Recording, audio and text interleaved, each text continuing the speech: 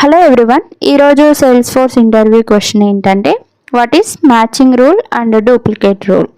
First matching rule అంటే ఏంటో చూద్దాం. మ్యాచింగ్ రూల్ అంటే సేల్స్ ఫోర్స్లో మనం ఒక కొత్త రికార్డ్ని క్రియేట్ చేస్తున్నప్పుడు అది ఎగ్జిస్టింగ్ రికార్డ్స్తో మ్యాచ్ అవుతుందా లేదా అని చెక్ చేయడం కోసం మనం కొన్ని కండిషన్స్ని డిఫైన్ చేస్తాం. బేసిక్గా సిస్టమ్కి ఇది డూప్లికేట్ కాకూడదు అని చెప్పే ఒక లాజిక్ అన్నమాట. ఫర్ ఎగ్జాంపుల్, మనం ఒక కాంటాక్ట్ ఆబ్జెక్ట్లో మ్యాచింగ్ రూల్ అనేది క్రియేట్ చేసామనుకోండి.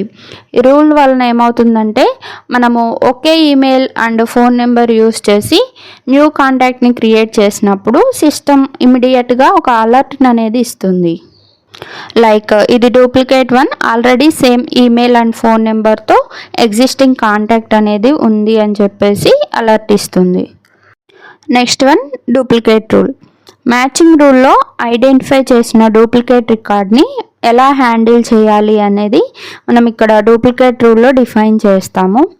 ఇది బేసిక్గా కంట్రోల్ మెకానిజం. ఇది ఎలా చేయాలా, అలర్ట్ ఇవ్వాలా లేకపోతే మనం డైరెక్ట్గా బ్లాక్ చేయాలా అనేది ఇక్కడ డిసైడ్ చేయొచ్చు. ఫర్ ఎగ్జాంపుల్, మనము లీడ్స్ ఆబ్జెక్ట్లో ఒక డూప్లికేట్ రూల్ని సెటప్ చేసినట్లయితే, for example full name and email match అయితే ఎట్ ద టైం వార్నింగ్ చూపించాలి, బట్ సేవ్ చేయడానికి ఎలో చేయాలి. ఇలా ఒక డూప్లికేట్ రూల్ని సెటప్ చేసుకుంటే ఈ రూల్ సెటప్ చేయడం వల్ల ఏమవుతుందంటే ఒక అలర్ట్ అనేది చూపిస్తుంది డూప్లికేట్ లీడ్ ఎగ్జిస్ట్ అని. బట్ అయినా సరే వాళ్ళు సేవ్ చేయాలి అనుకుంటే దాన్ని సేవ్ చేయొచ్చు.